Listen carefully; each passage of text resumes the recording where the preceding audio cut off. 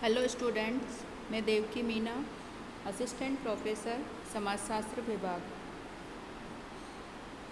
आज हमारा टॉपिक है मैक्स वेबर की एक जो महत्वपूर्ण अवधारणा है, आदर्श प्रारूप, द आइडियल टाइप। उसके बारे में आज हम जानकारी प्राप्त करेंगे।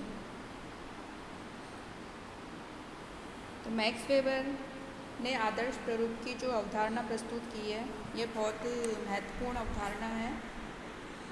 और मैक्स वेबर ने सामाजिक वास्तविकता को समझने के लिए इस अवधारणा का उपयोग किया है।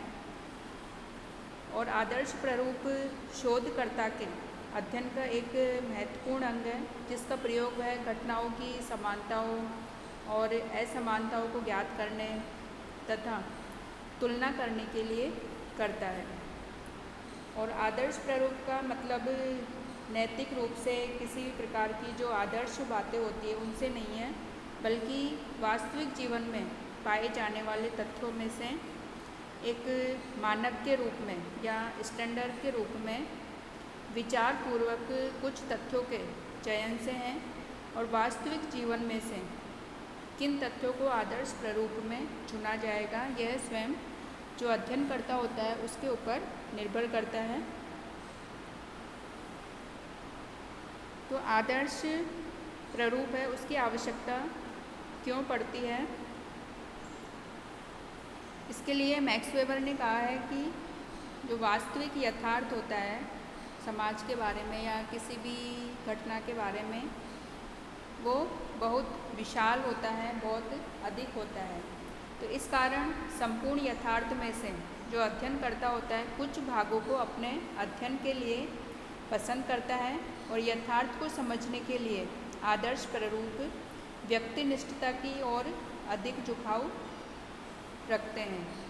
लेकिन यदि अनुसंधानकर्ता या अध्ययनकर्ता व्यक्तिनिष्ठता के आने के प्रति सतर्क हो जाता है, तो अध्ययन में वस्तुनिष्ठता की संभावना बढ़ जाती है। और अध्ययन में जितनी अधिक वस्तुनिष्ठता होगी, अध्ययन के द्वारा प्राप्त निष्कर्ष उतने ही वैज्ञानिक होंगे, यानी कि उतने ही सही निष्कर्ष हमें प्राप्त होंगे। और हम जितने सही निष्कर्ष हमारे वैज्ञानिक होंगे, उतनी ही अधिक यथार्थता के बारे में हम जान पाएंगे। तो इसलिए जो आदर्श प्रारूप है वो सामाजिक यथार्थता को समझने के लिए बहुत आवश्यक है।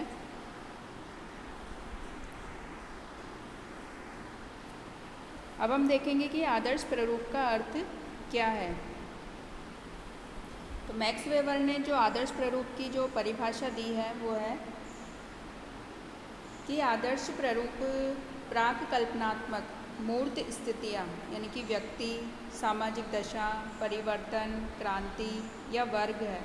यानी कि आदर्श प्रारूप आइडियल टाइप प्राक कल्पनात्मक मूर्त स्थितियाँ हैं और इनका निर्माण सामाजिक यथार्थ के आधार पर किया गया है। और इनका निश्चित उपयोग तुलनात्मक है, यानी कि जो आदर्श प्रारूप जो बनाए जाते हैं उनका जो उपयोग है वो तुलना के लिए किया जाता है। इसी प्रकार आगे उन्होंने बताया है कि आदर्श प्रारूप सब मिलाकर उन सभी अवधारणाओं का जोड़ है जिनका निर्माण विशेष विशुद्ध रूप से अनुसंधान के उद्देश्य से करते हैं। आगे मैक्स वेबर ने कहा है कि जो आदर्श प्रारूप है एक मॉडल की तरह या दिमागी तौर पर बनाई गई एक ऐसी विधि है जिसके आधार पर वास्तविक स्थिति या घटना को परखा जा सकता है और उसका क्रमबद्ध तरीके से उसका चित्रण किया जा सकता है। और मैक्स वेबर ने सामाजिक यथार्थता को समझने के लिए और परखने के लिए इस आदर्श प्रारूप को विचार पद्धति के साधन के रूप में प्रयुक्त किया है। और आदर्श प्रारूप को विचार पद्धति के ऐसे साधन के रूप में प्रयोग किया जाता है जो यथार्थता को वस्तुपरक दृष्टि से देखता है। ये सामाजिक यथार्थता को किसी व्यक्तिपरक पूर्वाग्रह के बिना परखता है तथा वर्गीकृत, क्रमबद्ध और परिभाषित करता है। आदर्श प्रारूप का मूल्यों से किसी प्रकार का संबंध नहीं है और इसको शोध के या अनुसंधान के साधन के रूप में इसका उपयोग वर्गीकरण, तुलना, संभावित कारणों की खोज आदि के लिए इसका उपयोग किया जाता है। और यह आदर्श प्रारूप है जो यथार्थता का विकास नहीं है, लेकिन इसका उद्देश्य ऐसे विवरण की स्पष्ट अभिव्यक्ति देना होता है जिन तथ्यों को आनुभविक अनुसंधान के लिए सतर्कता से और जांच परख कर उनको एकत्रित किया गया हो। तो आदर्श प्रारूप ऐसी अवधारणाएं या संरचनाएं हैं जिनका किसी सामाजिक समस्या को समझने के लिए और विश्लेषित करने की विचार पद्धति के साधन के रूप में उनका प्रयोग किया जाता है। अब हम यदि आदर्श प्रारूप की परिभाषा देखें तो लेविस कोजर के अनुसार आदर्श प्रारूप वह विधि है जिसका प्रयोग तुलनात्मक अध्ययन के लिए किया जाता है और इसके निर्माण में एक या अधिक बिंदुओं को सम्मिलित किया जाता है।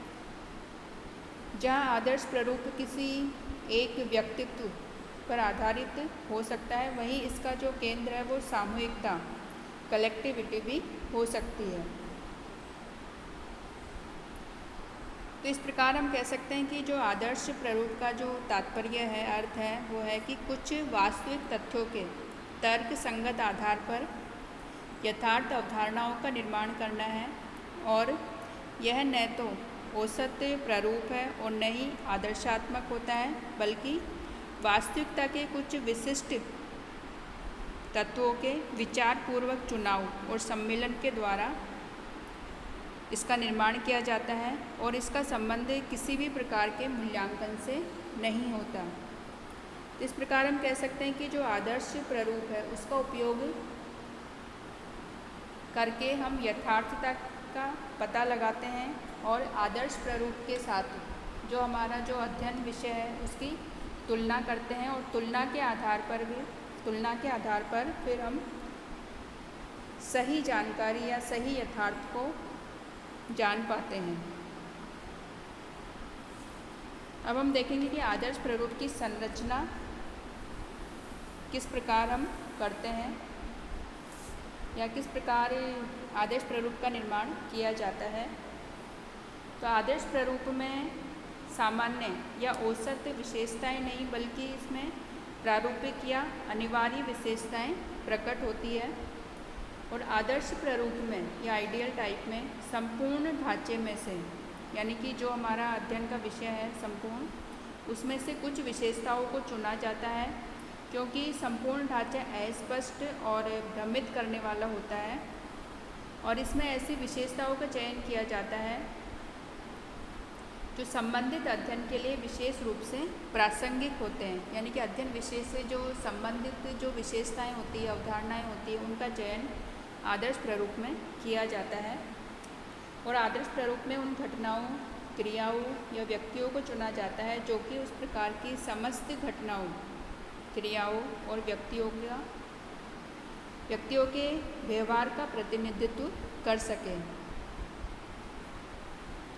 उदाहरण के रूप में यदि हम देखें, जैसे कि भारत में लोकतंत्र का यदि हमें अध्ययन करना है तो सबसे पहले लोकतंत्र की अवधारणा को इसकी अनिवार्य आदर्श प्रारूप की अनिवार्य और प्रारूपिक विशेषताओं के आधार पर हमें परिभाषित करना होगा, जैसे कि बहुदलीय प्रणाली, सार्वभौमिक वयस्क मताधिकार, जन समुदाय के प्रतिनिधियों द्वारा सरकार का गठन, निर्णयों में जन समुदाय की भागीदारी, समानता का अधिकार, बहुमत का सम्मान आदि।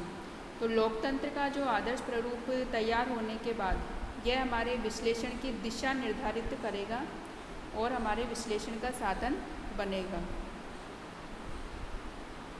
और भारत में लोकतंत्र की विशेषताओं की इस प्रारूप के अनुकूल या प्रतिकूल होना ही यथार्थ का हमारे सामने सही चित्र प्रस्तुत करेगा। यानी कि आदर्श प्रारूप बनाने के पश्चात फिर जो भी हमारे सामने परिस्थिति होती है, जो भी घटना होती है, उसकी तुलना आदर्श प्रारूप के साथ की जाती है और सही जानकारी प्राप्त की की जाती है। तो इस प्रकार जो आदर्श प्रारूप में कुछ ऐसे तत्व, गुण या विशेषताओं का चयन किया जाता है जो कि संबंधित अध्ययन के लिए विशेष रूप से प्रासंगिक होते हैं। इससे आदर्श प्रारूप में वस्तुनिष्ठता की संभावना बढ़ जाती है और साथ ही जो आदर्श प्रारूप में पर्याप्त कार्य कारण संबंध भी होना आवश्यक है और इसके लिए जो अध्ययन की जो घटना होती है उसके विभिन्न पक्षों में पर्याप्त कार्य कारण संबंध होना आवश्यक है। तो इस प्रकार मैक्स वेबर की जो आदर्श प्रारूप की अवधारणा है, आइडियल टाइप का जो कॉन्सेप्ट है, वो किसी भी यथार्थ को जानने के लिए बहुत आवश्यक है, बहुत महत्वपूर्ण है और आदर्श प्रारूप से हम किसी भी घटना की या परिस्थिति की तुलना करके सही जानकारी प्राप्त कर सकते हैं, यथार्थ को हम ज्ञात कर सकते हैं।